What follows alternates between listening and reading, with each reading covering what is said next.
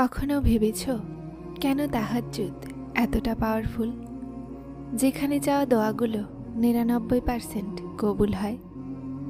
যদিও এটা ফরজ নয়, নফল ইবাদত, তারপরও এটা এতটা শক্তিশালী নামাজ। অনেক সময় রাতের সময়ে মানুষ নিজেকে নিয়ে, আমাদের জীবনকে নিয়ে, নিজের জীবনে চলা চিন্তাগুলো নিয়ে রাতের মুহূর্তে অনেক বেশি অনুভব করে। দিনভর তো তারা কাজকর্মে মানুষের সাথে সময় বের করে, নিজের সমস্ত পরিস্থিতি এক সাইডে রেখে দেন, কিন্তু যখন রাত হয় তো মানুষ নিজেকে নিরুপায়, একা আর ভাঙা টুকরো টুকরো পায়।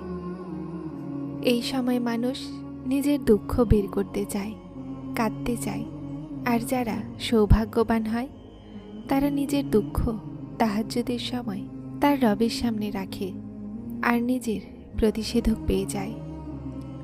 আবার কেউ কেউ কোনো স্যাড সং, দুঃখে ভরা গান শুনে বিছানায় শুয়ে শুয়ে নিজের দুঃখ প্রকাশ করে, আর সেই দুঃখের কোনো প্রতিষেধক পায় না। কেননা আল্লাহ কারিম কোরআনে কারিমে বলেন, নিশ্চয়ই অন্তরসমূহ আল্লাহর জিকিরেই প্রশান্তি পায়। রাতের সময় যখন সবাই ঘুমিয়ে থাকে, সেই সময় আল্লাহ তাআলা বলেন, কেউ আছে যে আমার কাছে চাইবে আর আমি তাকে দান করে দিব? এটা সেই সময় হয় যখন খালি হাত ভরে দেয়া হয়। এটা সেই সময় হয় যখন চিন্তিত হৃদয়গুলো শান্তি পায়। এটা সেই সময় হয় যা দুনিয়ার সবচেয়ে খুব সুন্দর মোলাকাত হয়, বান্দা আর রবের মোলাকাত। তাহাজ্জুদের দোয়াকে হালকাভাবে নিও না, এটা খুব পাওয়ারফুল নামাজ। কিন্তু হ্যাঁ, মনে রাখবেন, কোনোই নফল নামাজ, কোনো ওজিফা তখনই ফলদায়ক হবে যখন প্রথম ফরজ আদায় হবে, মানে ৫ ওয়াক্তের নামাজ পড়া হবে, তখনই তাহাজ্জুদের নামাজও ফলদায়ক হবে। আল্লাহ কারিম আমাদের সবাইকে ৫ ওয়াক্তের নামাজ আর তাহাজ্জুদ গুজার বানিয়ে দিক, আমিন।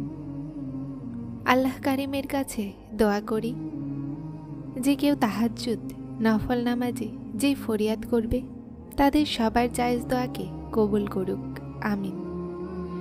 তাহাজ্জুদে যাওয়া দোয়াগুলো কবুল হয় রাতের মুহূর্তে, যখন সবাই ঘুমিয়ে থাকে। সেই সময় আল্লাহ কারিমের রহমত ডাকে। আছে কেউ চাওয়ার যাকে দেয়া হবে? আছে কেউ প্রশ্ন করার যার উত্তর দেয়া হবে?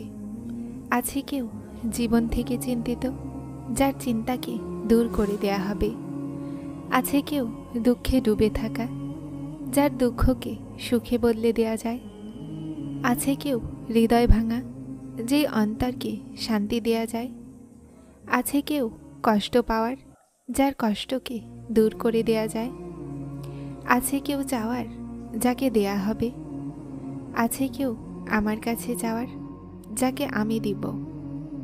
আমার এই বান্দা অথবা বান্দি নিজের নরম নরম বিছানা ছেড়ে উঠেছে আর আমার ইবাদতে মশগুল। আল্লাহ সেই মুহূর্তে তার রহমতগুলো তাকে দান করে বৃষ্টি বর্ষণ করেন। সেই সময়ে এক শ্রেণী গাফিলতির ঘুম ঘুমিয়ে থাকে।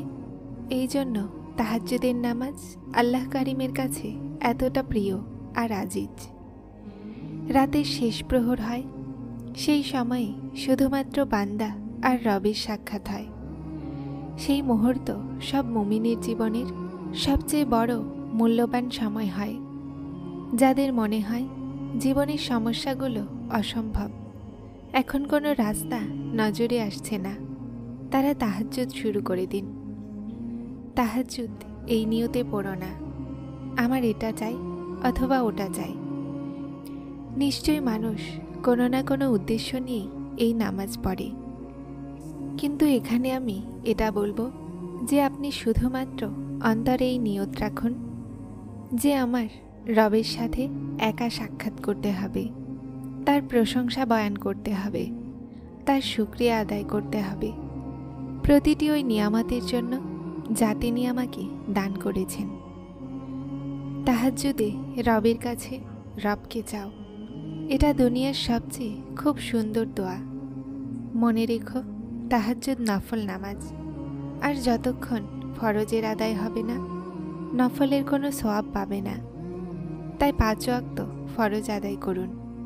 আর হতে পারে তো আপনার জীবনের আগের কাজা নামাজগুলোও আদায় করুন। যদি আপনি ক্লান্ত হয়ে গেছেন, সব জায়গা থেকে রাস্তা আর মঞ্জিল অসম্ভব নজরে আসছে, তাহলে তাহাজ্জুদ শুরু করে দিন। যদি আপনি সত্যি সত্যি কোনো জিনিসকে পেতে চান, তাহলে আজ থেকে তাহাজ্জুদ শুরু করে দিন। যদি আপনার সাথে কেউ নেই, মনে রাখুন আল্লাহ সবসময় আপনার সাথে আছেন।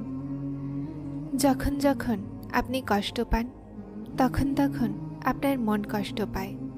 আর আপনার মুখে যখন যখন ওই পরওয়ারদিগারের নাম মোবারক আসে, তখন তিনি বলেন, বলো আমার বান্দা, আমি এখানেই আছি তোমার কাছে। না চাইতেই যে রব নিয়ামতের পর নিয়ামত দিচ্ছেন, ভাবো সেই রবের কাছে যখন তুমি অর্ধেক রাতে তোমার ঘুম আর এমন ঠান্ডায় তোমার গরম বিছানাকে ছেড়ে উঠবে, তার কাছে প্রশ্ন করবে, তিনি কি তোমাকে সেটা দান করবেন না, যেটার জন্য তুমি অস্থির থাকো? বিশ্বাস করুন, তাহাজ্জুদ এতটাই পাওয়ারফুল নামাজ, যা যদি খাস হৃদয় থেকে চাওয়া হয় তো সেটাও পাওয়া যায়, যা কখনোই পাওয়া যেত না। অসম্ভবকে সম্ভব করে তাহাজ্জুদের নামাজ। 5 ওয়াক্তের নামাজ আদায় করুন, তাহাজ্জুদ শুরু করুন। ইনশাআল্লাহ আপনার সমস্ত চিন্তা দূর হয়ে যাবে। আল্লাহ কারিমের কাছে দোয়া আছে, আল্লাহ আমাদের সবাইকে তাহাজ্জুদ গুজার বানিয়ে দিক। শীতের রাতগুলোতে তাহাজ্জুদ এক এমন আমল, যা বান্দার প্রতিটা দোয়া কবুল করাতে পারে। চেষ্টা করুন এটাকে আদায় করার। কবুল করবেন আল্লাহ গভীর রাতে যাওয়া তোমার দোয়াগুলো। কবুল করবেন আল্লাহ সিজদায় গড়িয়ে পড়া অশ্রু তোমার। কবুল করবেন আল্লাহ নিজের দোয়াগুলোর ওপরে খাস হৃদয়ে ক্ষমা চাওয়া তোমার। কবুল করবেন আল্লাহ বারবার ভেঙে যাওয়া সত্তা তোমার। কবুল করবেন আল্লাহ কিছু না হওয়া সত্ত্বেও দোয়া করার চেষ্টা জারি রাখা তোমার। কবুল করবেন আল্লাহ দেরির পরেও সবরের সাথে চাওয়া তোমার। কবুল করবেন আল্লাহ এতটা ক্লান্ত হওয়া সত্ত্বেও বিশ্বাসের সাথে অপেক্ষা করা তোমার। কবুল করবেন আল্লাহ অসম্ভবকে সম্ভব করার অপেক্ষা তোমার। কবুল করবেন আল্লাহ লিখিত তকদিরের পরেও তার কোণের ওপরে বিশ্বাস তোমার। ওয়াক্তে তাহাজ্জুদ আরশ থেকে তোমার জন্য ডাক এসেছে। করে নাও আল্লাহর সাথে অনেক কথা। উনি প্রথম আসমানে এসেছেন, ডাকছেন, আমার বান্দা চেয়ে নাও যেটাই চাও। তোমার দোয়াগুলো কবুল করতে আল মুজিব সেই আল্লাহ এসেছেন। লিখে নাও তোমার আরজিগুলো। তোমার আওয়াজ শুনতে আল্লাহ নিজে তোমার কাছে এসেছেন। দিনভর নিজেকে গোছাতে গোছাতে যারা রাতে পুনরায় ভেঙে গেছে, তাদের জন্য ভালোবাসার পয়গাম এনেছেন। যদি তোমার জীবনকে আর তোমার চেহারাকে নুরানি বানাতে চাও, তাহলে তাহাজ্জুদ আদায় করো। আপনার তাহাজ্জুদ পর্যন্ত আসা এই কথার প্রমাণ যে আপনার দোয়াগুলো কবুল করা হয়ে গেছে। তাহাজ্জুদের সময়ে আপনার ছোট থেকে ছোট ডাকও সোজা আরশ পর্যন্ত পৌঁছে যায়। যখন আপনি আপনার রবের মুখোমুখি হন, আপনার রব বলেন, চাও, যা চাও আমি শুনব।